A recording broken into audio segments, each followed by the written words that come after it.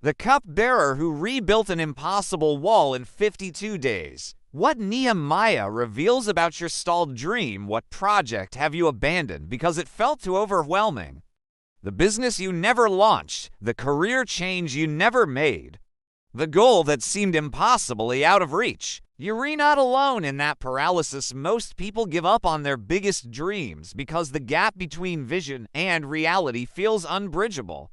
Then there's Nehemiah, who faced a project that had defeated everyone for nearly a century and completed it in less than 2 months.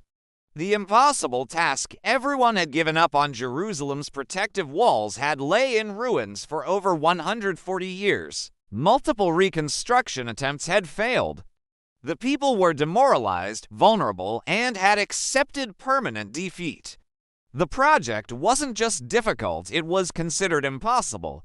Enter Nehemiah, not an engineer, not a construction specialist, but a cupbearer who served wine at royal banquets. Yet, when he heard about Jerusalem's condition, something ignited. He had no special qualifications for this massive project. He had something more powerful, a God-given vision combined with world-class execution. Research before action. The secret nobody talks about. When Nehemiah arrived in Jerusalem, he didn't immediately start building. He conducted a secret nighttime inspection, personally examining every broken gate and collapsed section. Nehemiah 12-15. Why does this matter for your impossible project? Because vision without information leads to disaster. Nehemiah understood that faith doesn't mean ignoring reality, it means facing reality with God's perspective. In just 3 days, he assessed the actual damage, available resources, potential obstacles, and workforce capability. This research provided the foundation for everything that followed, breaking down mountains into manageable hills. After his assessment, Nehemiah did something brilliant. He broke the wall into sections and assigned each to specific teams. Nehemiah 3.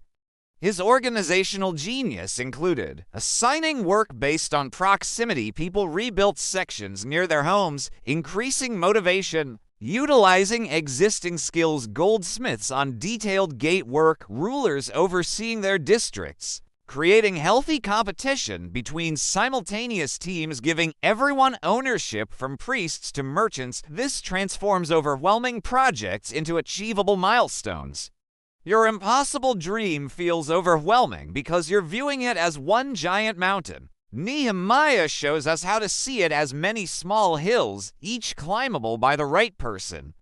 Prayer plus action. The winning formula. Before leaving Persia, Nehemiah secured specific resources from King Artaxerxes, authorization letters, timber from royal forests, military escort, and approved time off. Nehemiah 2:8 reveals his mindset. Because the gracious hand of my God was on me, the king granted my requests. Notice the combination. He prayed for God's favor and made specific, strategic requests. He didn't just say God will provide. He identified exactly what he needed and asked professionally. Handling opposition. Expect resistance. The moment you start building something significant, opposition emerges. Nehemiah faced mockery, physical threats, team discouragement, economic pressure, political schemes, and false accusations. His response reveals the winning formula. We prayed to our God and posted a guard day and night. Nehemiah 4:9. Prayer plus action. Faith plus practical security. When opposition came, he armed his workers, half worked while half stood guard. Opposition isn't a sign you're on the wrong path. Often it has confirmation you're on the right one. The enemy doesn't waste energy attacking projects that don't matter. The faith and works integration. Nehemiah completely integrated spirituality and strategic planning. Throughout his story, you see this pattern. Prayed, then presented detailed plans, trusted God, then posted armed guards, had faith, then conducted feasibility studies, relied on divine help, then worked dawn to dusk. Too many people separate spiritual and practical.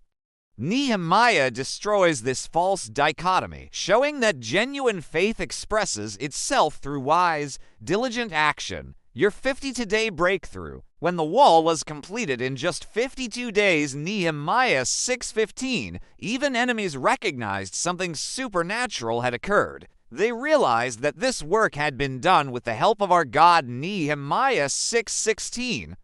A project that defeated everyone for over a century was finished in under 2 months, not because Nehemiah had superhuman abilities, but because he combined clear vision, thorough research, strategic resources, effective delegation, persistent work despite opposition, continuous prayer, and uncompromising leadership.